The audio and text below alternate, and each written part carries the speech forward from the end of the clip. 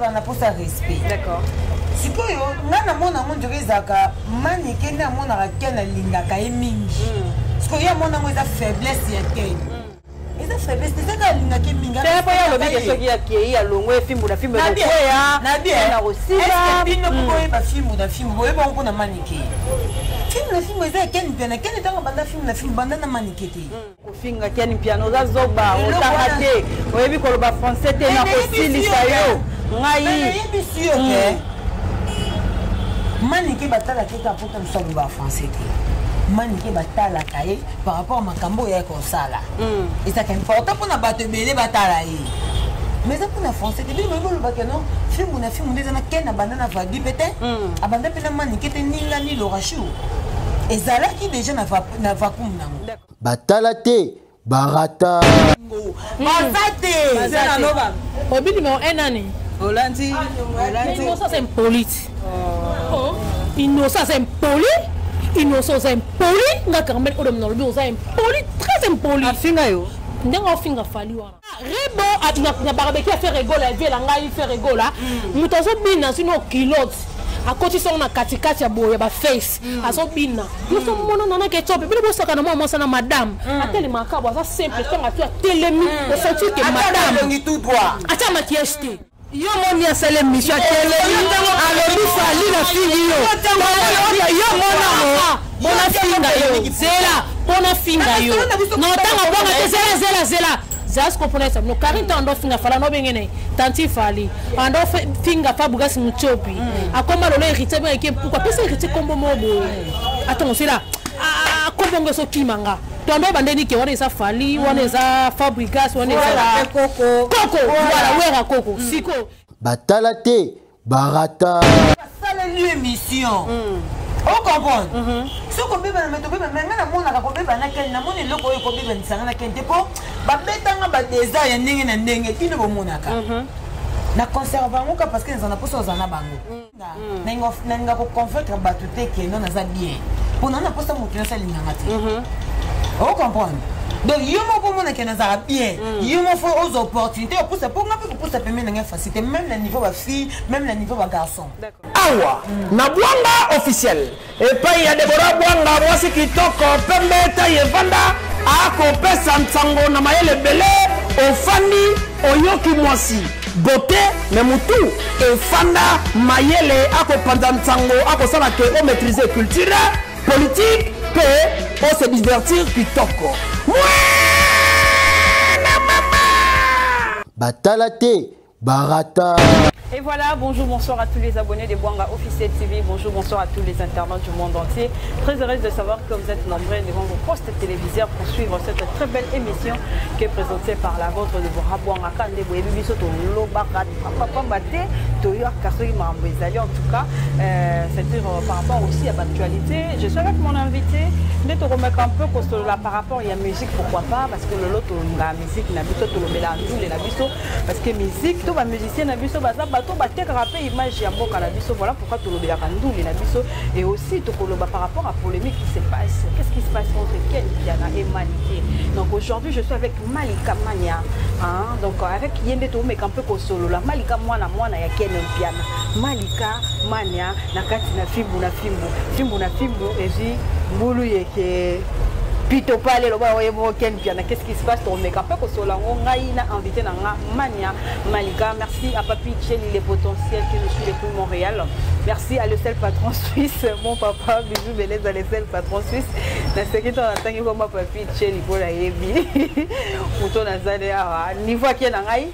Merci beaucoup à Mimi Ndoumé ya ba Mimi depuis Mouching là-bas. Merci à Diego Bokomba Patrao bien à ya boss. Merci beaucoup à FK Piston Kwamadi. Voilà, Steve Kachala Fongolé dans le plateau. On continue à inviter dans Malika Mania. Bonjour Malika. Ouais, bonjour Deborah Bwanga, bonjour na abonné tout ya Bwanga Officiel TV. Bonjour na batutu balinga Jasmine ya Malika partout dans le monde. Batutu ba sepelana. Merci beaucoup na batutu balinga nga batutu ba soutenir en tout cas merci beaucoup à mon VDE Mouzou, l'homme de parole. Merci beaucoup la joie Amado Pituna très puissante en tout cas. Merci beaucoup na batutu ba sepelana. En tout cas Mania Malika. Boni boulot, boni makambo et que bien. Ouais, boulot qui est bien, sauf que 2 semaines on a travaillé parce que na yokati ifaki na pema quoi. Et il fait na pema quoi. À part le tournage, tu as rappelé la visite, nous sommes dans famille, ça dit tous les jours tu bimaka tout tambola. Sur le sentiment tu es faible donc il essaie à appeler copine. D'accord. On doit tourner mais sinon ça va. Na auto ça puis mission na film boa donc fois 2 jours passés. D'accord. Donc sinon na za bien, na za film ba bonne film na film sert dans la Olga Mbimba. Je t'ai salé depuis quelque part. Donc, tu as un film, tu as un Malika officiel. Ah oui, Malika officiel, TV, film ou la film. Mais film ou la film, côté plutôt pas aller. Là, on a qu'est-ce qui se passe, Ken Piana avec Maniké? Tout le monde a Maniké, vidéo, Bimina TV, tout ça. Alors, film à Ken Piana. Qu'est-ce qui se passe? Et ça, l'aime ma belle. Et ça qui m'a belle, mais au Moni Guanga, na vie, photo, il va vendre. Vous comprenez? D'accord. Okoye ba faiblesse nanga mais naza yu mati pana okoye bi faiblesse nanga oye bi faiblesse nanga parce que au mona faiblesse a muto like ça de plus en plus boza na muto d'accord muto yeba ba défaut non oye ba faiblesse na vous comprenez mani kena ken toko to lo ba même makamna mo to lo ba raté parce que respect est réciproque. Quand on a père de famille, on a moi si nanda. Au moins respect est réciproque. Mon Dieu ça va n'a pas ça respect. D'accord. Si quoi yo, na mon amour de rezaka, mani kena mon ara kena linga ka emingi. Parce que ya mon amour est faiblesse ya ken. Et ça faiblesse c'est ça linga ke minga. C'est pas ya lobi que soki ya ki ya longwe film ou la film de koya. Na bien. Na aussi. Est-ce que bino ko ba film ou da film, boye ba on na mani ke. Film le film est ken bien ken dans banda film le film banda na manikete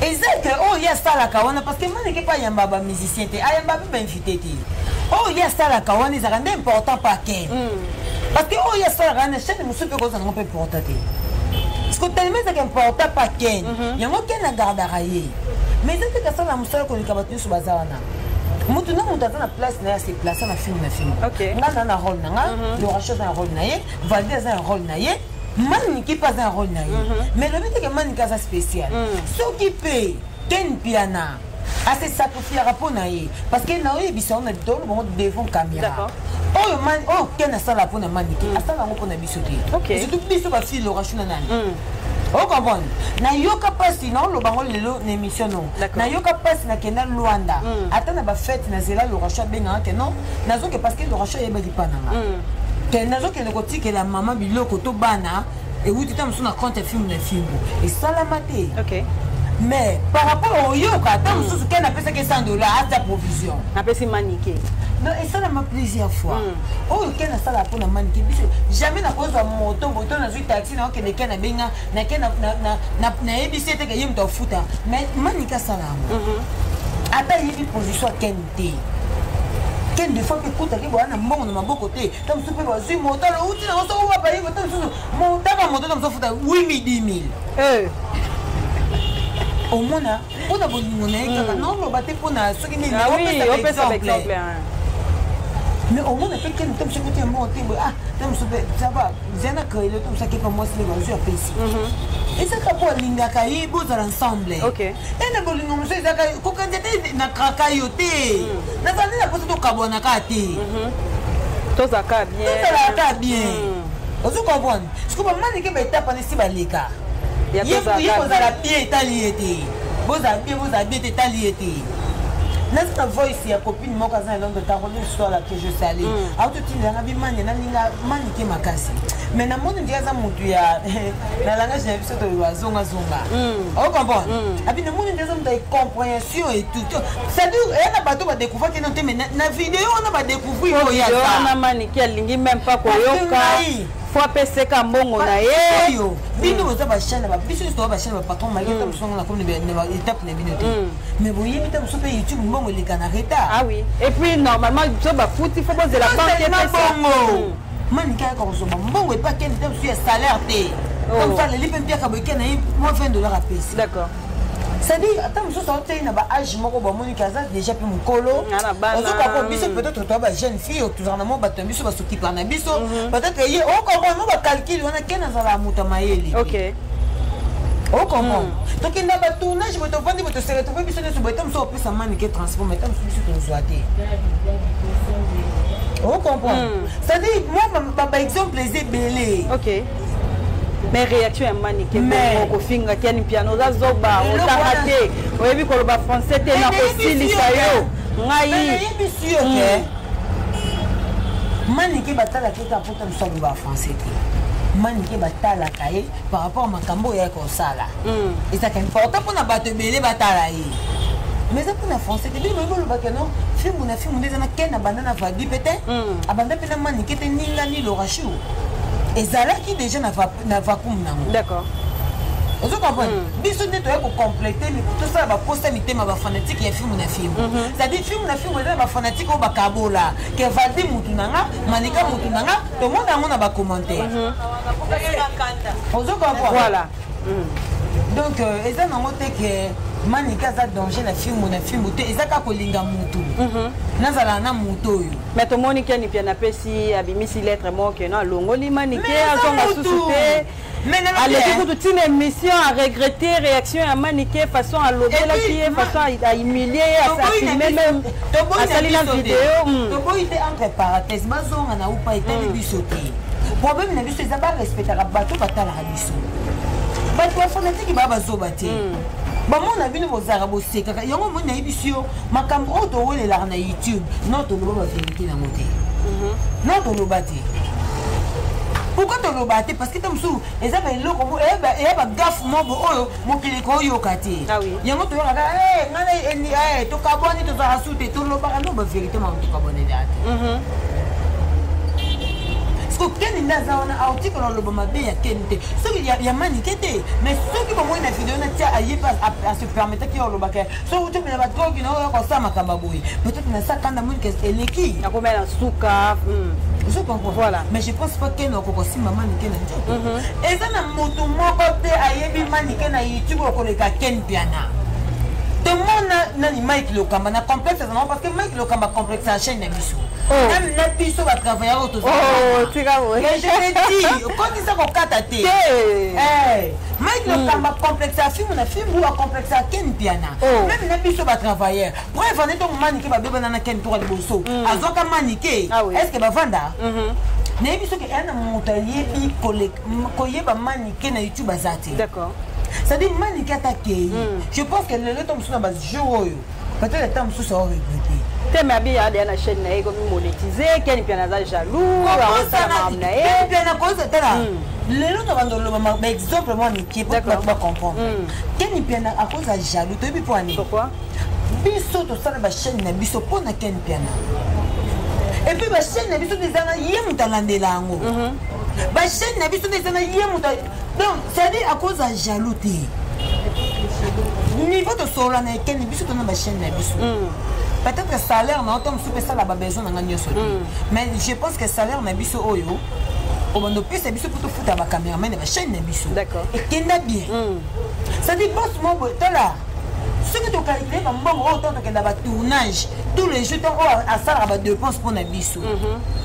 Il y a un film, on a compris, on a dit, on a un boss à poto, on a un chaîne à boss à poto. Vous mettez ça à boss à qui, bonnet, tiken, le tournage, je me suis dit, on charge de taxi. D'accord. Alors, on est garçon qui est bien, à sola bien. Donc, il faut bébé anaï. Il y a un problème, tu peux te savoir. Pour ça, on bébé anaï, mais bien, nous, on a ma cambolé caca. Patron a bien aimé ça l'émission. On comprend. Ce qu'on peut faire, maintenant, on a compris que na moni loko yo ko beba nsanga na kente po ba betanga ba désir ya ndenge na ndenge kino bo monaka. Na conserver ngoka parce que nous en a poso za na bango. Na moni que eza délire na bango ko tam su kana ne ba pito pale na ebongo. Mais na comme on a peut-être dans la caméra no vandisi. Voilà. Et moi on a des émissions na zongi ça que te olo ba nga bongo te. Ah oui. Est-ce que yo moi si no do sala on comprend. Voilà. Mais peut-être oh le bakayebi qu'ils ont un bon moté non le bakapo on a c'est que ça va tout on est bien plutôt pas d'accord de c'est-à-dire la conserve n'habiter tout en abisuka et un bon ko ka bola batute alors tu vas nous ko ba pesi mbongo pa ma côté la inosbi na yebi si ko ce que ça bongo ya mabe ya ngwana tala vaut mieux au vivre na bato o ba considérer yo. OK. OK vivre na bato oyo ba complexe yo pour faire chier un jour. Yo quand tu sois pesi manike sur $20,000, $10,000, $15,000, $50,000 ndako mutuka. Mais valeur au bateau bando peso et oh comme c'est important ngozo. Ah oui. On comprend. OK. Mais quand c'est nyoko peso na manike ko ya blessé na bato belé. O moni manike na quel. Na ebité en vérité non lo baté mais auto yebi. D'accord. Manike ba zena biso ba soule ka o kawana. Ba sokipa na manike plus de fois. Ba mbongo tam su manike zo ka pa ba soule, tam su kene zo amoti. OK. Na mo qu'il faut le cause vrai. Na mo qu'il faut za vrai té, nza ba bando confondre yo. Ça dit so la ti muninga ko za vrai té. O ka kuta na libaku mo we mupanji wana pa ba bimiso ka ke yo za vrai té. Bon moninga, nenga ko convaincre batu té ke non na za bien. Pour non na posta mo tena sa linganga té. On comprend. Donc yo mo ko mona ke na za bien. Yo mo faut aux opportunités pour ça pour ça permet na facilité même le niveau ba fille, même le niveau ba garçon. D'accord. Et facilité. Donc tant on pousse na yo moko oh yo kuta na ngo, on comprend ah malika ngo pena yeyo. Ah na sona kana YouTube. En dehors de YouTube, na yebi jour na soana te. Ça c'est vrai. Na yebi jour na soana te. Na ngo soana ngaka apo ota muto ko le tani makoka na mama mowe. Akakali na poto mais ayika ba stage de mission donc on répondre à loba ngo non ngeza pour de fufuté.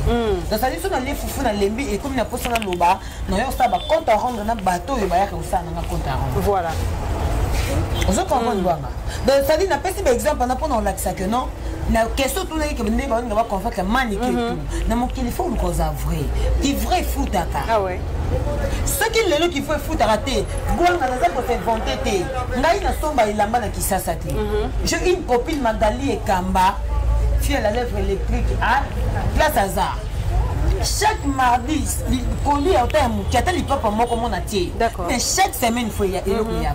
C'est-à-dire, avec moi, ça montre ça, il y a 12 ans qui a métier. Tu vas dire, parce qu'on a vu ça le baba. Quand il y a un moninga, tu pas ça n'amour. Ça va faire un moninga au azanga. Comme ça, pour t'en aller évoluer. Voilà. Nous condamnons pas mbolo, il y a des bénédictions. Yango le loto msuna tala camarade nga to vanda bien mais to sona to bien pas bébé parce que vidéo wana ezaki ne téléphone à maniquer après ça qui peut pas filmer. Voilà. Donc ça là qui on voit ça musa ken piana ka c'est ça le mal. Na mo ki faut le cause avouer. Na copine nga moko wini dianga na maman sanjo na yebisaka ye. Na bingai ata na ndenga poto. Na senga ka yofo na zaka pembeno. Oui bwani. Pourquoi? Eh mo so na kema bebo pe na mona telemaka. Bokolo ba même o baba lesbienne. Te boete. Lelo ko mo na agangelanga. Parce que na ndenga ki kamadera lelo. Debora bonga bwa kama olingate Carmel o de a reprocher tam so lo mo na mi sabat. Surtout Carmel Odia. On comprend. Fille moi problématique na moi. Tout ça fouet na yé. Ce qui est pas à fouet na yo. O tabla massa na pas zone singa. Natana kanasi. Voilà. Qui cause à fouet za yango wana. Et ça que muninga alobeka lo yo okina komo wesi aki kangi na bonga na muninga ngapi na matata lo. Et ça cause à fouet te. Yango muninga yi. Na ibisaka nzambe tuku. Na pesa nake la koyoka okinganda tonga ngana ibisaka nzambe kabona kana batamabe. Ah oui. Siko pona bino bana parler kasi to moni makele ça wana entre manique na kiani piana bino bolobi ni. Biso to lobelo côté. Biso nyo c'est nyamoki. Oh na bomoni za mo tom son dehors caméra. Oh tom so bande kwa kiani pe ba lobela kaye. Ozo comprendre. Mais ken alaxa. Au moins de bote so ba ka kiani pe yo peut essayer to ba eso ka bozonga ni. Tala ba commenter. Ça dit pas tout. Oh mon voilà. Ba fanatique ba bazo baté. To yaka poto sala mangambo se pesa bango. Parce que toni na ina ngabo na ba tumusu ba ofinga nga. Ça dit na yebi ke wana ba ya ngate. Etali nga pété je m'en fous. Mais na yebi ke ba o ya ngaba o sepela to ba moni malika devant de ba bonga to betandika. Ah oui, malika mania tozo ki na biso molo parce que to koma pe karaté bo chité. Mais to moni eza ko yinda wa affaire numéro 1 na musique. Kofi Olomide a l'émission a expliqué pourquoi dans numéro 1 la qui c'est que non a bêta ba concert à Minene a bimi sa album ou ça là ba succès mais tout le monde qui est piano zongi na TV koloba que non mais non vieux au tourne 2020 ça va numéro 1 à 2004 2005 Oh, les 2020, le king numéro 1, c'est Fally Ipupa. En tout cas, pose à la fière, genre que. Et ça, moi bien, tu vas moni comment on a Ken Piana, Kolobela Vie Bongo. Eh man, on a dit que ça, moi bien. Mais viens, Rambo, soit mi bengi numéro 1, t'es bon là. Toujours à YouTube, la diva congolaise bazar. La diva de la presse bazar. D'accord. Barbara de la presse bazar. Pas de belé awat. D'accord. Moutami benga numéro 1, oh yeah, Niebi Oyaza. Ce qui vient en bengi numéro 1, mais je pense pas mi bengi numéro 1, n'importe quel lélo, la génération lélo. La question qui a la légende d'Ada numéro 1. Lélo, il est le numéro 1. T'es n'a contredit comme si quelqu'un n'a pas le bibo. D'accord. Ami bengi légende, ami bengi numéro 1 parce que Azam Mouto pas ça la Toyoka. D'accord. Mais la génération OT. Mais dans ce cas, la dernière qui a la vie 2020. Non, il faut un temps normal. Vas-y, vas-y. Un temps normal. Au moins, il va faire un profit à Kala. Quand il y a un faut que tu karaoké, tu vas boire mon état chez Mba. Parce que les gens qui fiestes des arrêts qui doivent quand ta fieste, tu n'as pas de profit à Kala. On comprend. Tu n'as pas de exemple. On comprend. Je peux pas dire confier à Kala. Il faut qu'il y ait un basilic. Quand tu es trop congolais, tonton, on comprend. Mais là, on a une fieste, comme on va fêter ce métro. Métro, école, Kanango. Voilà. On se comprend. Mais Oyo ka fali, tu vois, tu vas kanga, Oyo ka fali au bêta. Et puis en fait, un balamoti. Même si tu as une fiesta, il y a trop de musique à l'Ibanda. Mais Oyo ka fali au bêta, tu as des fois. Mais tout ce que tu vas y c'est-à-dire, ceux qui viennent faire, ceux qui m'ont pas dit que non, à ça numéro 1, les gens de la musique, n'importe quel lot 2020, n'importe quel lot 2020, génération, à ça mon corps, il est le plus écoutant en Afrique. Qui ça? Oh, vous avez bien monté. On l'a dit. Nabi, tout le monde. Moi, je suis confiée dans le bas de l'hiver. Après, si au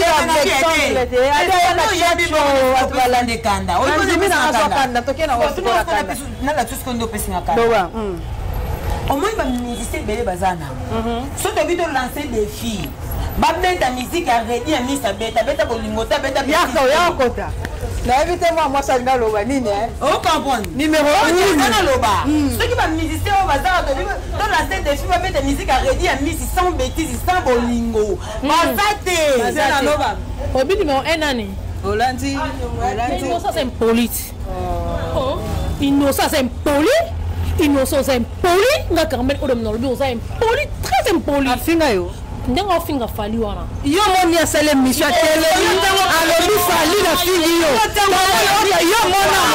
mona finga yo zela pona finga yo no tanga bonga te zela zas comprendre ça no karinta ando finga Fally no bengene tanti Fally ando finga pa bugasi muchopi akoma lolo héritier bien que pourquoi pesa héritier kombo mobo attends c'est là kombongo so kimanga tombe bandeni ke wana eza Fally wana eza Fabrigas wana eza Coco voilà wera Coco siko Innocent yo zamona muke biso tando talo peto ngani tika ndo linge makasi o samsana o kitoko o samsana o bien lelo komi tika bo kilo afele lelo komi so samsala yo diversion komi Fally ti koma na niveau Fally yo go beta musique azo sala ba vie ebele tomoni Hollandi esali plus de 7 millions de vues dans yo botem na be yo botem l'époque à CD. Merci. Siko. YouTube a dit que YouTube Zela. On a YouTube. Bon, musique na YouTube.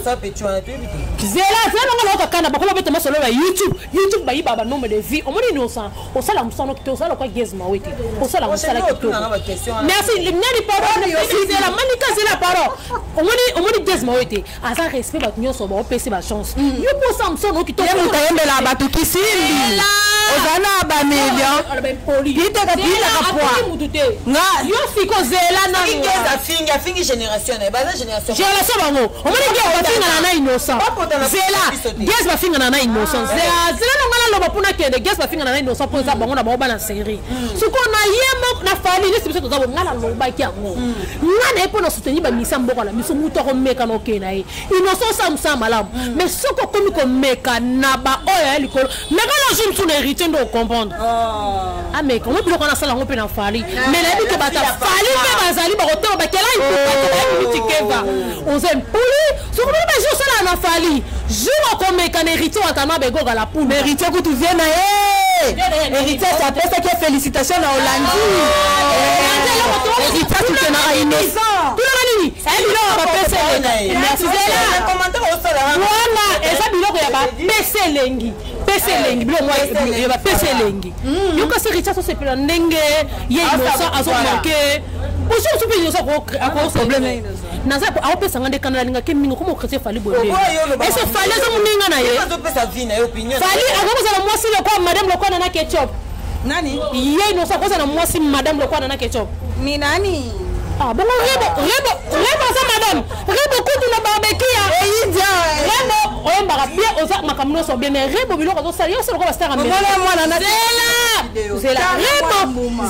rebo na barbecue fait rigola vie la ngai fait rigola mutozo bina sino kilote akoti so na katikati ya boye ba face azobina muso mona na ketchup bile bo saka na mwa na madame ateli makabo ça simple tanga tu telemi au sentir que madame ngi tout droit ata makieste siko rebo comparé na ketchup pour nous ça besoin mokili ba finga rebo comme on a batasala musane bien moka linga boye te so yoki boye ko so de retour mo ko boye rebo na ketchup te terre za banda ti tu me connais so yo mtana tana taba na ketchup aza première ya fali innocent pas bimisa pas ça na munene o ba uta ko innocent o wana bo ka sire bonde mwasi ya nani ya innocent mwasi ne confirmé o mengo ko ça no bi mo bala rebo so bo ko ça ba chebo poa loba bata faire tout la pesi bino makasi bino tout bata faire na linga ka bino makasi yebo ko faire gola meilleur chanteur ya mboko na lela bino ya trop bino tout et sili ndezana innocent banga mikolo banga vraiment mikolo samsa ki toko tobo ke lo ba fleur mais soko bandi ba bêtise entouré to royelo mais jour ko makala goga vient na ye mama ya ushuruni Carmel Odia goga vient ya innocent makasi si goga ba ndoteleka e petit o pe boye wa baliana ba melala aso se lo ya ba pese leng pour encourager moi merci à Carmel Odia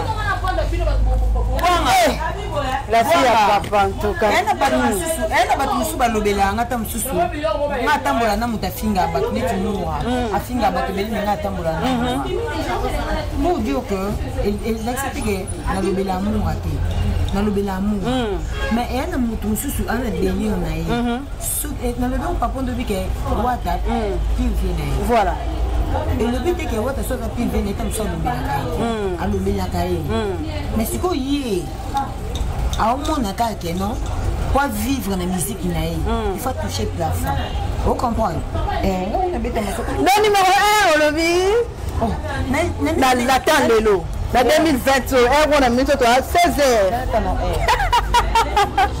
15h48 voilà Fadi Bouba Teking Mobutu, le plus beau de sa génération, le plus écoutant en Afrique, il est le plus respectué.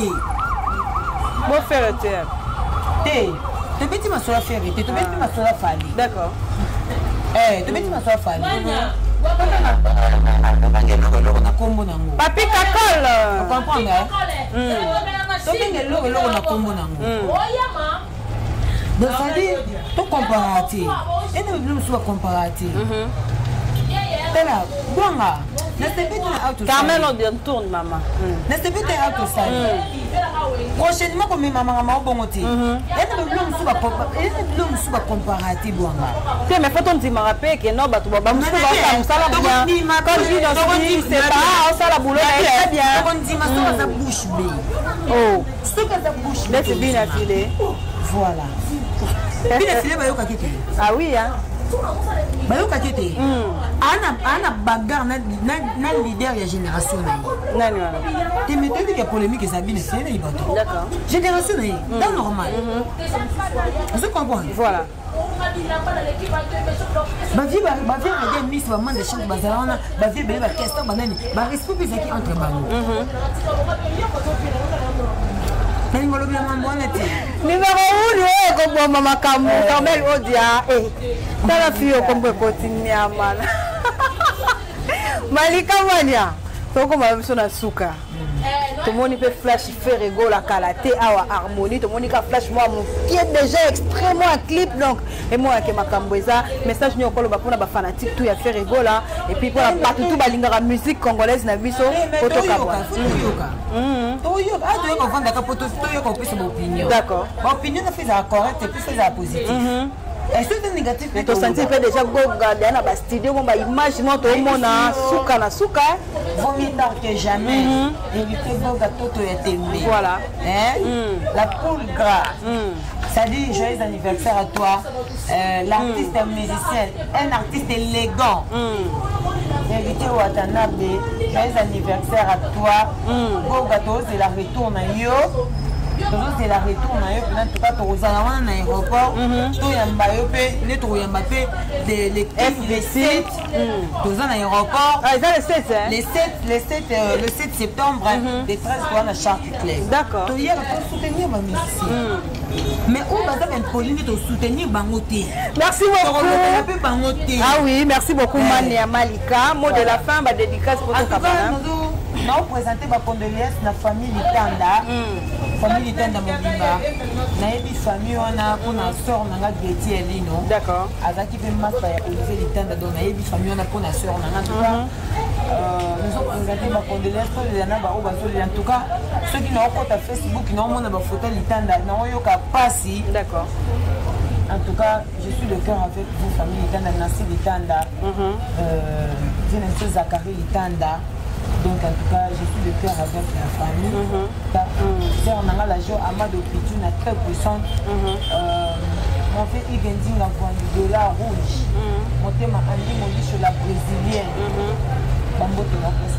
Donc merci beaucoup. Mimindou mais ah Mimindou mais nous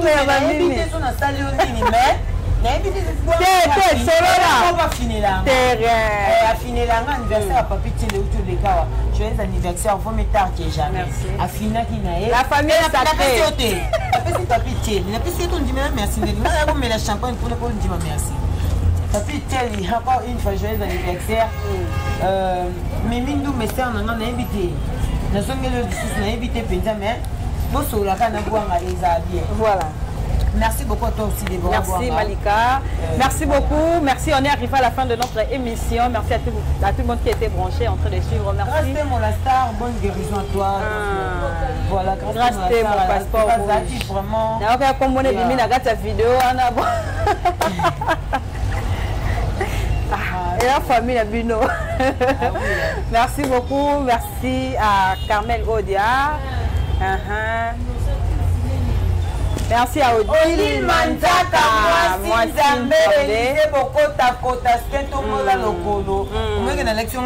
Ah ben oui, au bas Nayo. Merci beaucoup à Diego Patrao, Diego Bokomba. Merci à Steve Kachala. On est arrivé à la fin de notre émission. Merci à Nadine et Windo. Merci à Nathalie Lifoka. Merci à tout le monde. On se retrouve au prochain numéro. Bye bye.